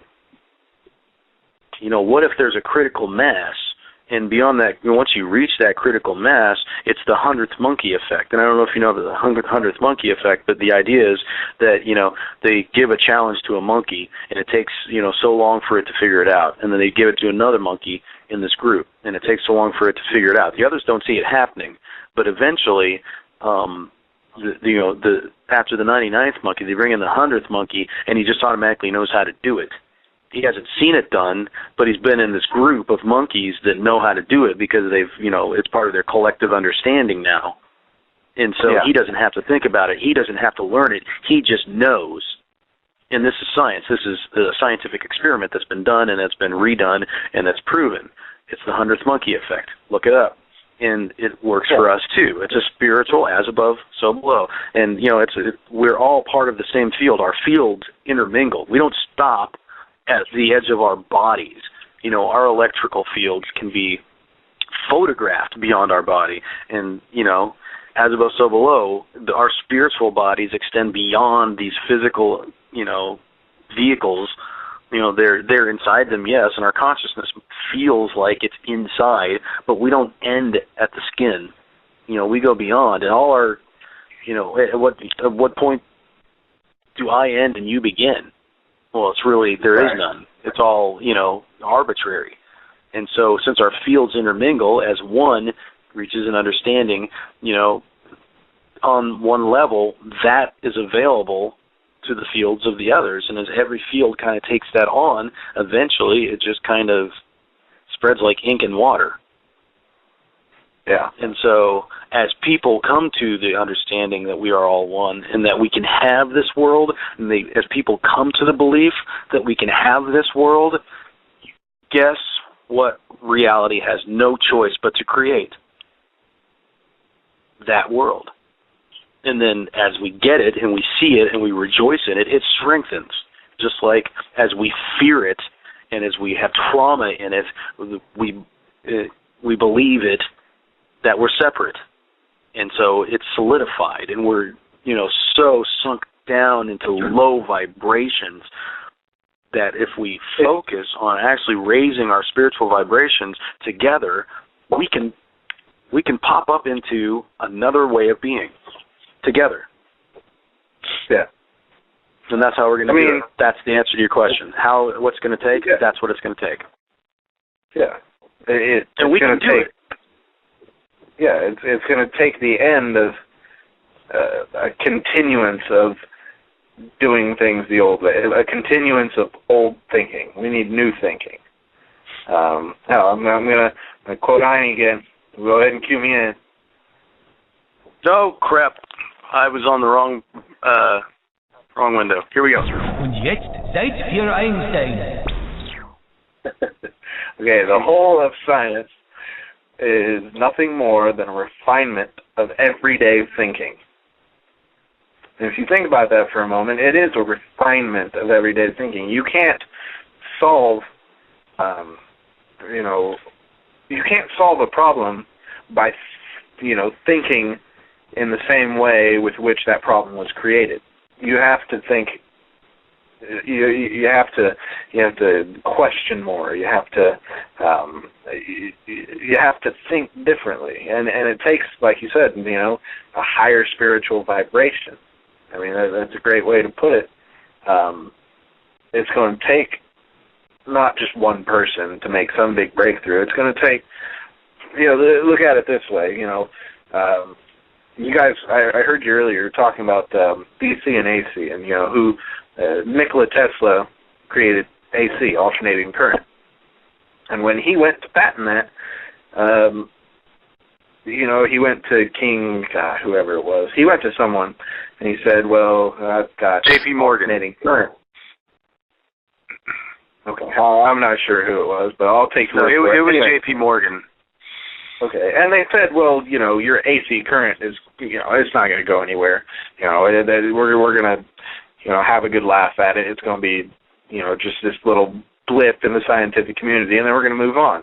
But look today, what is, everything running on? AC current. It's what, powers our appliances, our computers, our television, everything. It's not just this one breakthrough by one individual. It's going to take a willingness by the masses to accept it, to put it into practice. And if once the masses understand what they have to gain, then they're gonna demand that they have these things. Yeah. Where now people don't think they exist. People think we have to use gasoline and natural gas and we have scarce resources. People don't believe that we can just pull the energy of the universe out from every little piece of air around us, and that it's limitless and that it's free, and that we could have it right now. People don't believe that. People don't understand it. Once people do, once it's proven to them, to enough people, they're going to demand it. I mean, look at the revolutions we're seeing in countries around the world.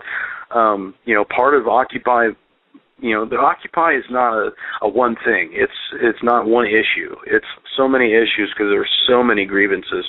And one of the things that some occupiers are talking about is free energy. And once enough people hear about it and understand these concepts and understand that we could have it, they're not going to be happy without it. They're not going to accept anything less. And I don't think we should, because we're good enough, we're smart enough, and gosh darn it, we deserve it. It's absolutely. It should not be restricted for corporate gain, for capital. It should not be for a few and to be sold. It is not a commodity. We all deserve just be born and live lives and, seek truth and not have to. People spend so much time working 3 jobs just so they can pay the bills. They don't have time to think about what it's all about. And then they die. And then it's, opportunity is wasted. Life is precious opportunity to grow spiritually. That's the whole point. And, yes, there are lessons to be learned by getting up and going to work and being responsible and being accountable.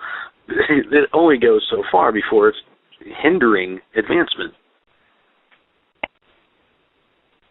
Then, I don't know. I think a day is coming in the near future when the people who are hiding this information are going to be removed, and then everybody's going to find out what's real, what we actually could have had, when we could have had it, and who kept it from us.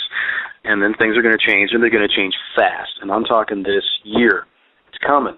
It's coming. The drum beats are rolling, and everybody's ready. Everybody can feel it. Unfortunately, patience is a virtue I don't subscribe to. I want it now. And you just got to breathe. Yeah, I know. Breathe and imagine it as it is. Imagine what it's going to be like to have it. Imagine what that's going to mean for you, what that's going to mean for the next guy, what it's going to mean for everybody on this planet when nobody has to worry about, energy at all. And when, what would it be like if food were readily available anytime you wanted? What would it be like for everybody to have access to clean water for free? Everything it's just part of life because we can provide these things for each other. We can set this world up. We've always had this ability, but we've been told that we don't have these abilities. We've been told that there's scarcity, and there's not. And as soon as we demand it, we'll have it, and then it's going to be a whole new world. Well, we just got a few minutes left here, Matt, about 3 minutes, so I want to kind of get ready to go here and wrap it up. I want to let people know how to reach us on Extraordinary Year. You can go to our Facebook page. It's facebook.com/extraordinaryyear, one word. Facebook.com/extraordinaryyear. That's one word. And speaking the word, I'd appreciate it if you're listening tonight or you're watching this on YouTube and you're digging these conversations and you feel that this is important and exciting, I want you to spread the word. Get out there, spread the word. We do this on Wednesday nights, and we would love for you to listen, to tell your friends, to get everybody in this conversation. Call in, tell us how you feel, tell us what you think. Be honest, be real, and let's have a conversation about important stuff. You can also find me on twitter.com/Tim Bravo, also one word. We have links on Facebook. We have links on the Blog Talk page for this episode. We've got links that will be in the YouTube description about the things that we talked about tonight. We didn't get to the Eisenhower meetings with the extraterrestrials, but that's kind of an evergreen topic. I think that's something we can treat next week. So if you're listening, you plan on listening in next week, go research Laura Eisenhower, who is the granddaughter.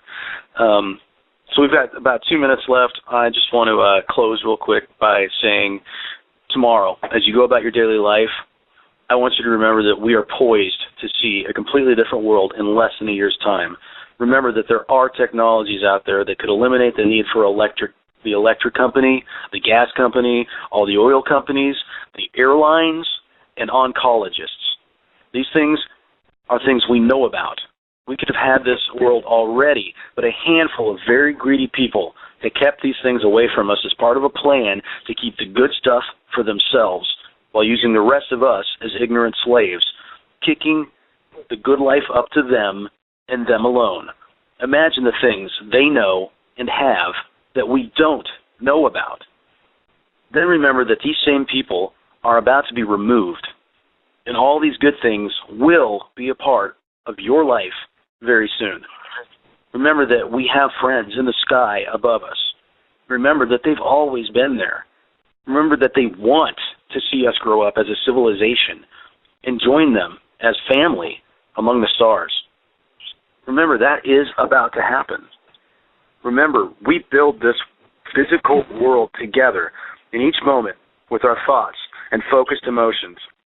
Armed with this knowledge, we know that we can build a better world together. If you find yourself afraid or worried about anything, kick those thoughts from your mind. Are you afraid about the economy? Turn it off. Are you worried about a new war with Iran? Turn it off. Turn off the TV. Wherever you find fear in your heart, turn it off. Remember to focus on hope. Hope changes everything. Put energy into feeling hope. Spend time daydreaming about a better life for everyone on this planet. The sky is the limit. There's nothing that we can't do if enough people believe it. Nothing. Because ultimately, this is an imaginary world. It just seems real. It's an illusion that we're all painting together. Paint it the way you want it to be. I'll do the same. It's a verifiable fact that if we all do this, our world will get better. It already is. Remember that there's nothing that can truly hurt you because you are bigger than this one life. You are energy. You cannot be destroyed. You are the master of your destiny, and you are free to choose your experience. And that's what you're doing. That's what you've always been doing without even realizing it. So that's it for us. Keep your ear to the ground and hold tight, kids, because it's going to be an extraordinary year. Namaste.